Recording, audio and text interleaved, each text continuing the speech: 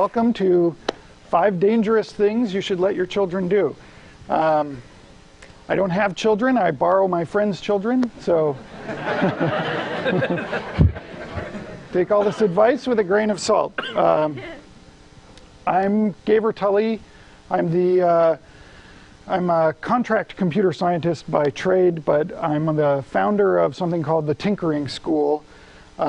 It's a summer program which aims to help kids learn how to build the things that they think of. So we build a lot of things, and I do put power tools into the hands of second graders. So if you're thinking about sending your kid to tinkering school, they do come back bruised, scraped, and bloody. So, you know, we live in a world that's subjected to ever more stringent child safety regulations. There doesn't seem to be any limit on how crazy child safety regulations can get.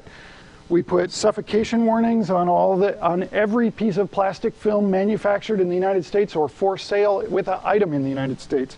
We put warnings on coffee cups to tell us that the contents may be hot. And we seem to think that any item sharper than a golf ball is too sharp for children under the age of 10. So where does this trend stop? When we round every corner and eliminate every sharp object, every pokey bit in the world, then the first time that kids come in contact with anything sharp or not made out of round plastic, they'll hurt themselves with it. So as the boundaries of what we determine as the safety zone grow ever smaller, we cut off our children from valuable opportunities to learn how to interact with the world around them.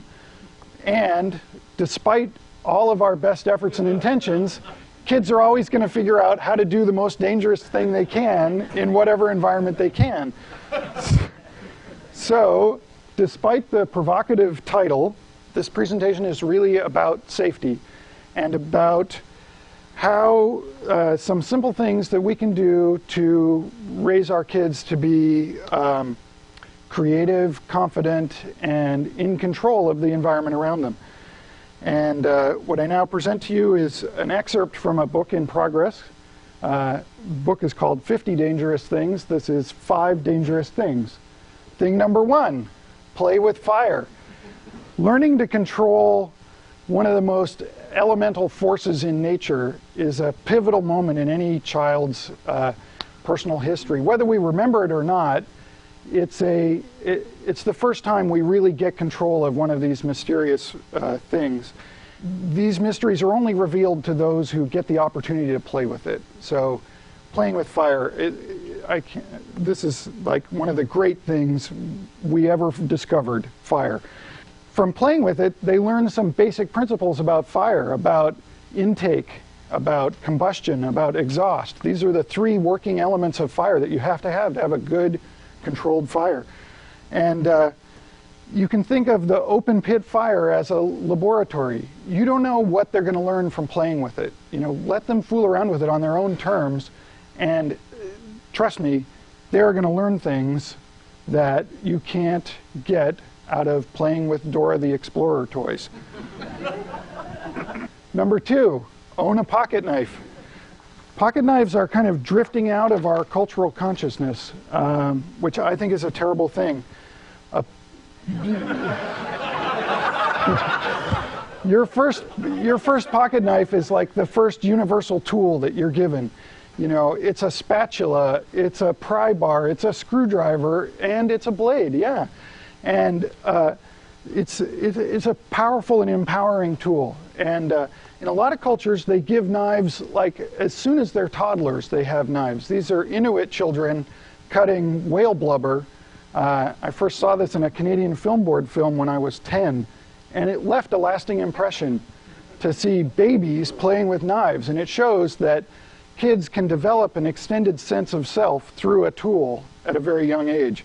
You lay down a couple of very simple rules. Always cut away from your body. Keep the blade sharp. Never force it. And these are things kids can understand and practice with. And yeah, they're going to cut themselves. I have some terrible scars in my legs from where I stabbed myself. But, you know, they're young. They heal fast. So Number 3, throw a spear. It turns out that our brains are actually wired for throwing things. And like muscles, if you don't use parts of your brain, they tend to atrophy over time. And, but when you exercise them, any given muscle adds strength to the whole system, and that applies to your brain too. So practicing throwing things has been shown to stimulate the frontal and parietal lobes, which have to do with visual acuity, 3D understanding, and structural problem solving. So it helps develop their visualization skills and their predictive ability. And throwing is a combination of analytical and physical skills, so it's very good for like kind of whole body training. These kinds of target-based practice also helps kids develop attention and concentration skills. So those are great. Number 5, deconstruct appliances. There is a world of interesting things inside your dishwasher. Next time you're about to throw out an appliance, don't throw it out, take it apart with your kid, or send them to my school and we'll take it apart with them.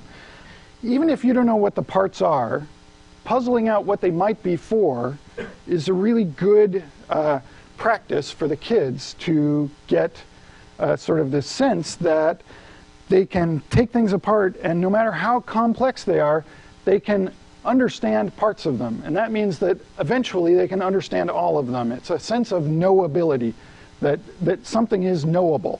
So these black boxes that we live with and take for granted are actually complex things made by other people, and you can understand them. Number 5, two-parter. Break the Digital Millennium Copyright Act. There are laws beyond safety regulations that attempt to limit how we can interact with the things that we own. In this case, digital media. It's a very simple exercise. Buy a song on iTunes, write it to a CD, then rip the CD to an MP3 and play it on your very same computer. You've just broken a law. Technically, the RIAA could come and persecute you. It's an important lesson for kids to understand that some of these laws get broken by accident, and that laws have to be interpreted. And that's something we often talk about with the kids when we're fooling around with things and breaking them open and taking them apart and using them for other things. And also when we go out and drive a car. Driving a car is a really empowering act for a young child. So this is the alternate. For those of you who aren't comfortable actually breaking the law, you can drive a car with your child. This is a great stage for a kid. This happens about the same time that they get latched onto things like dinosaurs, these big things in the outside world that they're trying to get a grip on. A car is a similar object, and they can get in a car and drive it, and that's a really gives them a handle on the world in a way that they wouldn't, that they don't often have access to. So, and it's perfectly legal. Find a big empty lot, make sure there's nothing in it, and it's on private property, and let them drive your car. It's very safe, actually, and it's fun for the whole family. So, let's see. I think that's it. That's number 5.5. Okay.